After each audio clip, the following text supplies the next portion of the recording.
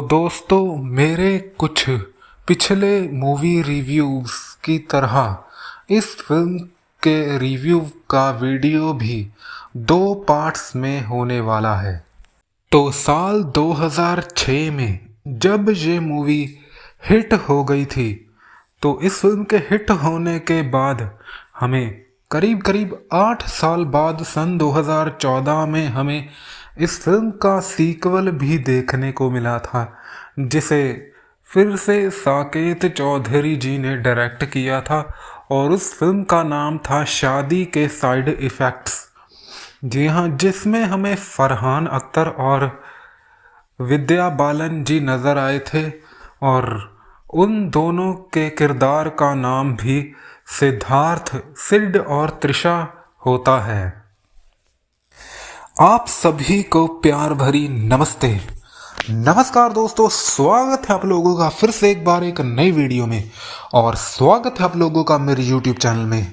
आज इस वीडियो में मैं एक और नॉस्टैल्जिया बॉलीवुड मूवी का रिव्यू करने जा रहा हूं। तो आपको मालूम ही है कि मैं हर मंडे एक नॉस्टैल्जिया बॉलीवुड मूवी का रिव्यू करता हूं। हाँ, कई बार मैं लेट भी हो जाता हूँ, मूवी रिव्यू को अपलोड करने में मुझे टाइम भी लग जाता है, तो उसके लिए मैं माफ़ी चाहता हूँ। लेकिन जो भी मेरे व्यूवर्स मेरी वीडियो देखते हैं, तो प्लीज़ मैं आपको बस यही कहना चाहूँगा, तो उस बात के लिए मैं आपसे माफ़ी चाहता हूँ कि अगर मेरा रिव्यू आप तक कभी कभी लेट पहुँचता है, तो उसके लिए मैं आपसे माफ़ी चाहता हूँ। तो आप मेरे साथ जुड़े रहिए। मैं आपके मंडे मूवी का रिव्यू किया था, जिस मूवी का नाम था जवानी दीवानी अ यूथफुल जॉय राइड।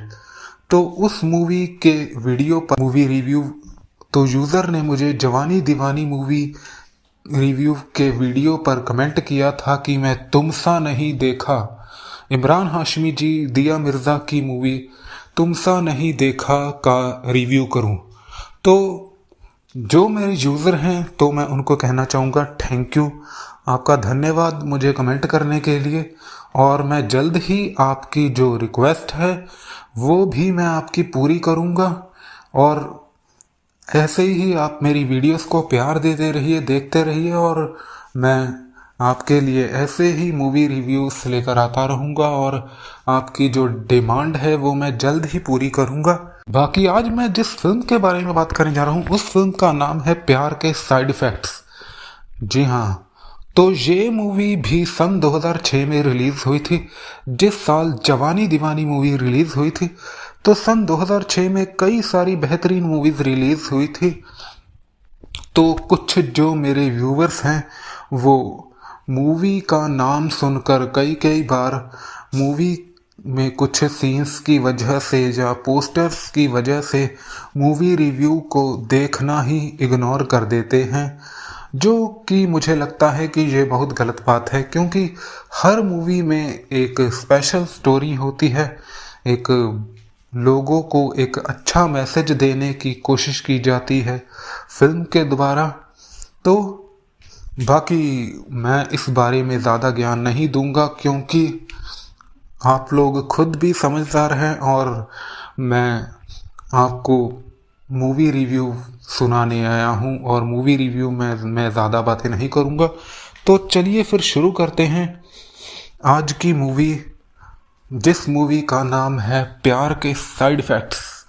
तो प्यार के साइड इफ़ेक्ट्स में हमें जो स्टार कास्ट देखने को मिली थी, तो इस मूवी में हमें राहुल बोस सिड के किरदार में, सिद्धार्थ के किरदार में, मलिका शेरावत त्रिशा मलिक के किरदार में, शरत सक्सेना, रणवीर शोरी, सोफी चौधरी, आमिर बाशिर, तरंग राजा, जस अरोड़ा, सुचित्रा पिलाई और सपना भवनानी भी हमें इस मूवी में दिखाई दे रहे हैं। और इस मूवी को डायरेक्ट किया था और लिखा था साकेत चौधरी जी ने। तो प्रीतिश नंदी कम्युनिकेशंस ने इस फिल्म को बनाया था। पीएनसी तो पीएनसी की कई सारी मूवीज़ का मैं रिव्यू आने वाले समय में करने जा रहा हूँ। तो अब आप कुछ लोग मुझसे पूछेंगे कि वो कौन कौन सी मूवीज़ हैं, तो अगर आप कमेंट करेंगे तो मैं आपको उन मूवीज़ के नाम भी बता दूंगा।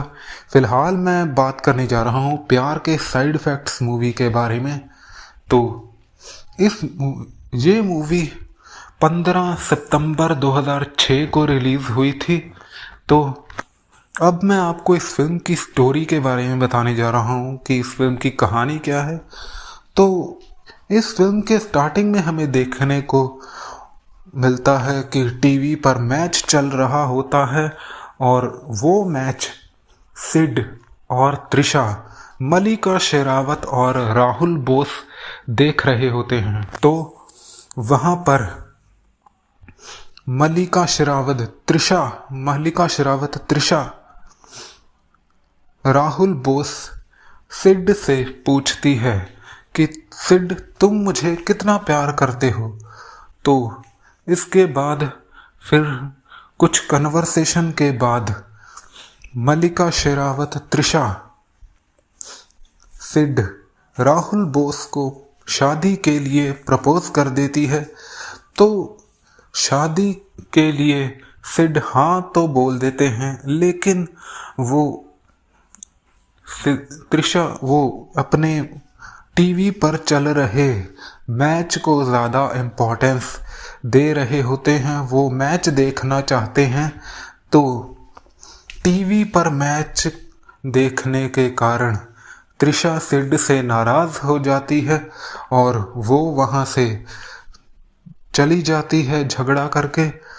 सिद्धार्थ, सिड, राहुल बोस, सिद्धार्थ फिर मल्लिका शेरावत त्रिशा को मनाने के लिए जाते हैं। तो इस कहानी में आगे बढ़ने से पहले मैं आपको ये बताना चाहूँगा कि राहुल बोस सिड इस मूवी में एक डीजे का किरदार निभा रहे हैं। तो डीजे का किरदार होने की वजह से इस मूवी में हमें कई सारा नया एक वर्सटाइल अलग तरह का म्यूज़िक सुनने को मिलता है। मूवी का जो बैकग्राउंड म्यूज़िक है वो बहुत ही मुझे पसंद आया। तो इतना बढ़िया म्यूज़िक इस मूवी का उस टाइम पर, इस मूवी में म्यूज़िक है वो बहुत ही एक नया म्यूज़िक था उस टाइम पर। तो जैसा कि सिड का इस मूवी में राहुल बोस जी का किरदार है, उस हिसाब से इस मूवी में हमें कई अलग अलग तरह का डीजे म्यूज़िक सुनने को मिलता है। तो बाकी ये भी वजह एक इस मूवी का प्लस पॉइंट है कि ये मूवी हिट हुई थी। तो बाकी मैं आपको आगे बताने जा रहा हूँ इस मूवी की स्टोरी के बारे में। तो फिर दिखाया जाता है जब त्रिशा सिड से नाराज़ होकर चली जाती है, फिर हमें कहानी बैकग्राउंड कुछ साल पीछे, 3 साल पीछे कहानी हमें दिल्ली में देखने को मिलती है, जब त्रिशा और विवेक की शादी हो रही होती है। तो त्रिशा और विवेक की शादी में सिड एक डीजे का काम कर रहा होता है। तो डीजे पर सिड के साथ सिड का दोस्त नानू रणवीर शोरी भी होते हैं। तो वहाँ पर हमें देखने को मिलता है कि सिड इस बात से थोड़ा परेशान हो जाते हैं कि जो बाराती हैं वो बार बार डीजे पर एक ही गाना बजा रहे होते हैं, जो कि चमेली मूवी का सॉन्ग होता है, सजना वे सजना। तो उस सॉन्ग के रीमिक्स वर्जन को कई बार बजाने के बाद राहुल बोस फिर नानू यानी कि रणवीर शोरी जी को डीजे संभालने के लिए बोल देते हैं कि मैं थोड़ी देर में फ्रेश होकर आता हूँ और तुम डीजे को संभालो। तो फिर दिखाया जाता है जब राहुल बोस जब बाथरूम जाने के लिए शेरावत त्रिशा शादी से भागने की तैयारियां कर रही होती है। तो फिर राहुल बोस मल्लिका शेरावत त्रिशा को समझाते हैं कि उन्हें इस शादी से नहीं भागना चाहिए, लेकिन त्रिशा बताती है कि वो विवेक के साथ शादी नहीं करना चाहती है और वो इस रिश्ते से खुश नहीं है और इस कारण वो यहाँ से इस शादी से भाग रही है। तो फिर सिड के समझाने के बाद भी मल्लिका शेरावत त्रिशा वहाँ से उस शादी से भाग जाती है और फिर हमें दिखाया जाता है कि 6 महीने बाद हमें दिखाया जाता है कि सिड अपने क्लब में डीजे का काम कर रहा होता है। तो जब वो अपनी ड्यूटी करके वहाँ से बाहर निकलता है तो फिर से उसे त्रिशा मिलती है और फिर त्रिशा और सिड दोनों एक क्लब में जाते हैं और वहाँ पर वो ड्रिंक करते हैं और ड्रिंक करने के बाद फिर राहुल बोस सिड मल्लिका शेरावत त्रिशा को उसके घर छोड़ने जाते हैं और फिर हमें दिखाया जाता है कि स्टोरी प्रेजेंट में वापस आ जाती है। 3 साल बाद वापस आ जाती है कि जब त्रिशा सिड से नाराज है और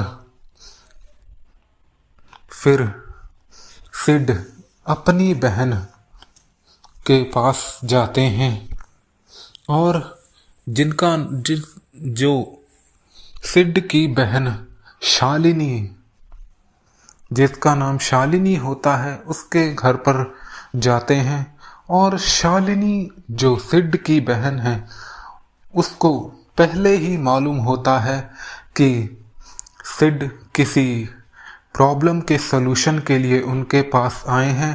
तो शालिनी सब कुछ बता देती है कि तुमने त्रिशा को ऐसा कहा होगा कि त्रिशा ने तुमसे शादी करने के लिए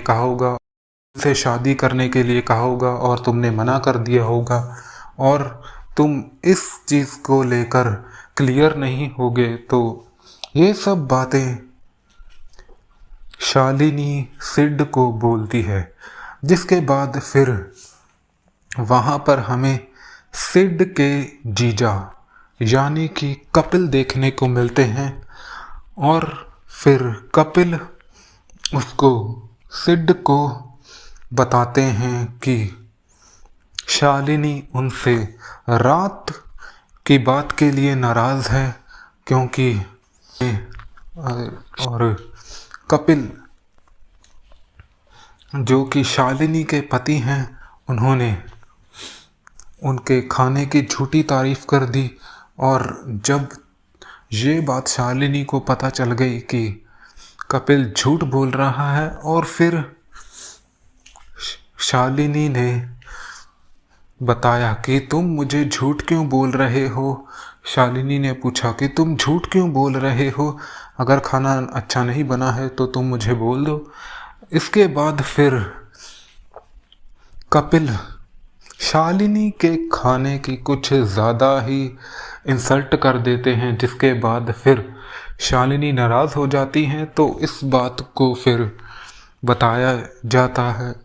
ये बात सिड और कपिल आपस में कपिल सिड को ये बात बता रहे होते हैं और फिर दिखाया जाता है फिर दोनों क्रिकेट मैच देखने लगते हैं और फिर इसके बाद इस मूवी में हमें देखने को मिलता है कि सिड का जो एक और दोस्त है जिसका नाम नानू रणवीर शोरी, तो वो एक लड़की के साथ रिलेशनशिप में है जिस लड़की का नाम नीना होता है। तो नीना और नानू जो रिलेशनशिप में होते हैं तो उनका ब्रेकअप हो जाता है। तो ब्रेकअप होने की वजह ये होती है कि जो नानू रणवीर शोरी वो ज़्यादा कई दिन नहाते नहीं हैं, इस कारण उनका ब्रेकअप हो जाता है। तो वो थोड़े इस मूवी में लेजी और प्ले बॉय टाइप का कैरेक्टर निभा रहे हैं इस मूवी में।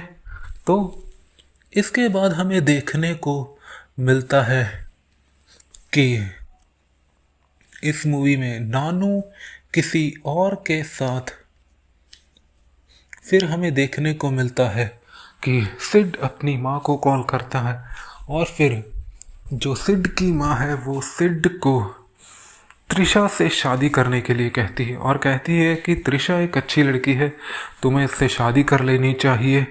और फिर जब ये बात अपनी माँ की ये बात सुनकर फिर सिड त्रिशा को मनाने के लिए उसके ऑफिस में जाते हैं। फिर वहाँ पर उन्हें त्रिशा की दोस्त अंजलि मिलती है, जिसे वो ड्राकुला भी बुलाते हैं। तो ये एक वैसे फनी सीन इस मूवी में हमें देखने को मिलता है। तो ये मूवी मुझे बहुत एंटरटेनिंग लगी। इस मूवी के म्यूज़िक और जो इस मूवी में जो राहुल बोस ने किरदार निभाया है सिड का, तो जो उनके डायलॉग्स और जो उनके सीन्स हैं, जो उन्होंने एक्टिंग की है, तो उस वजह से ये मूवी मुझे बहुत बढ़िया लगी। तो यही कारण होगा इस मूवी के हिट होने का। तो बाकी मैंने आपको एक कारण और बता दिया है जो इस फिल्म का म्यूज़िक है, क्योंकि सिड इस मूवी में डीजे का किरदार निभा रहे हैं।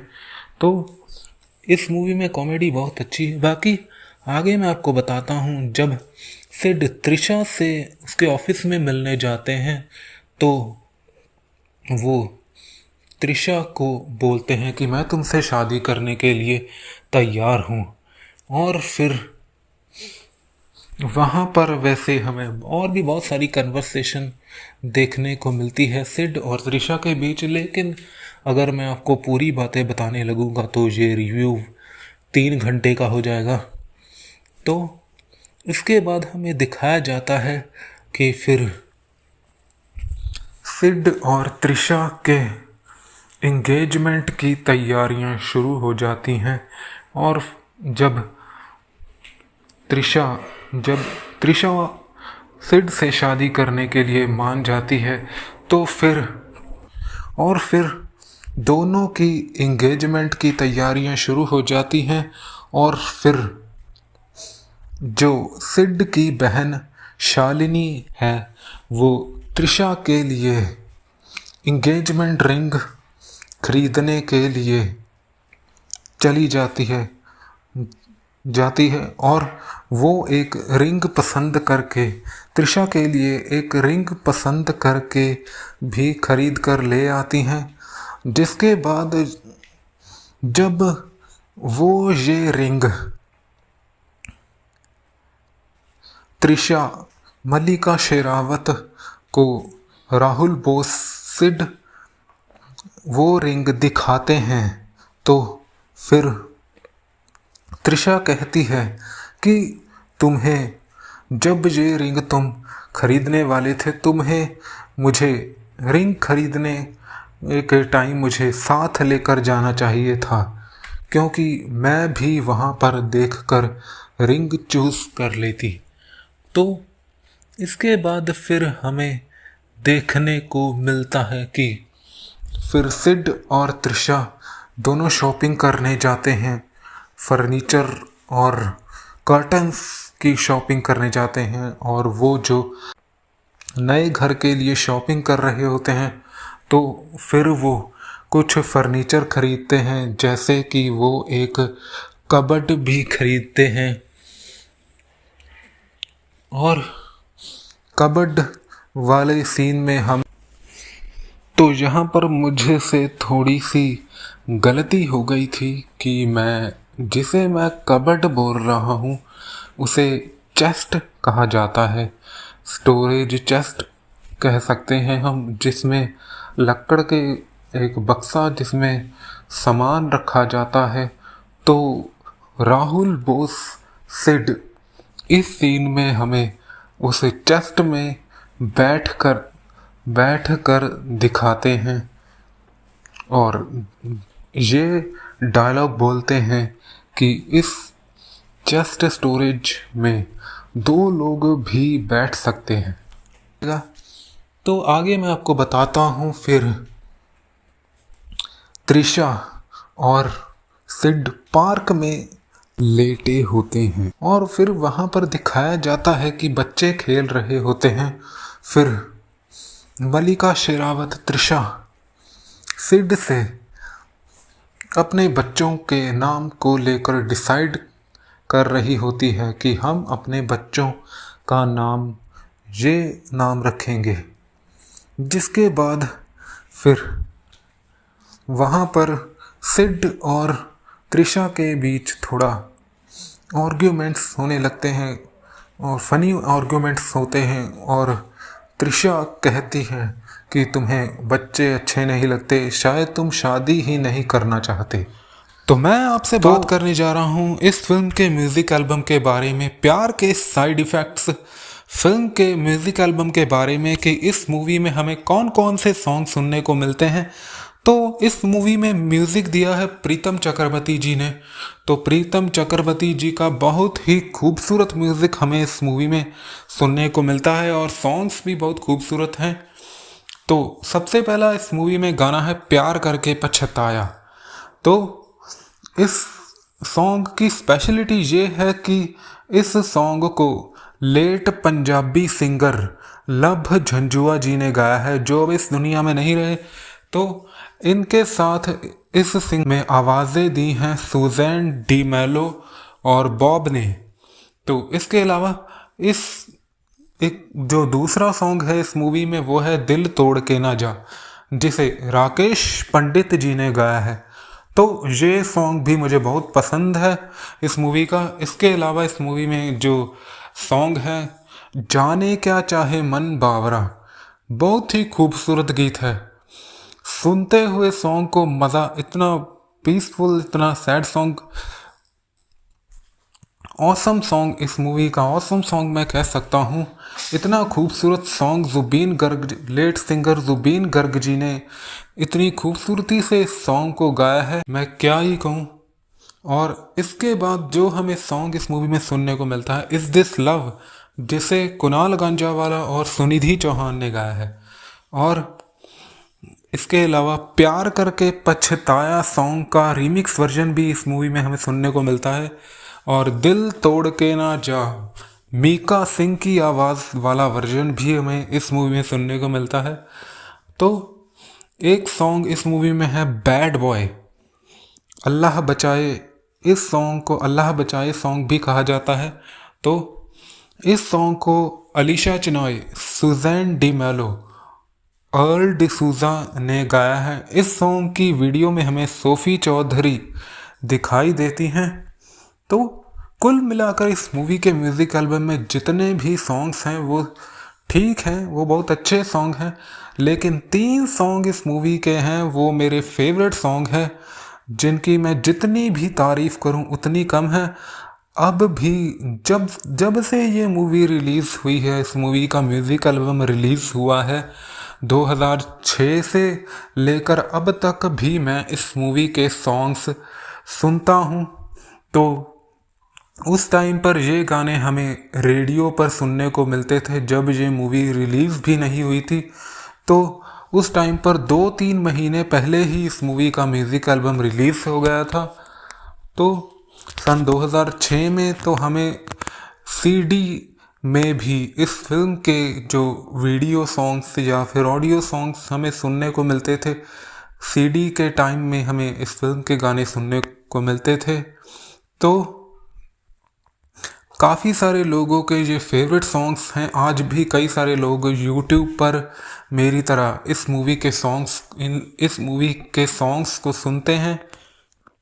तो ये था इस मूवी का पहला पार्ट। बाकी जो इस मूवी का सेकंड पार्ट है वो मैं आपको इस वीडियो के दूसरे भाग में बताऊंगा। इस मूवी की जो स्टोरी है वो मैं आपको इस वीडियो के दूसरे भाग में बताऊंगा।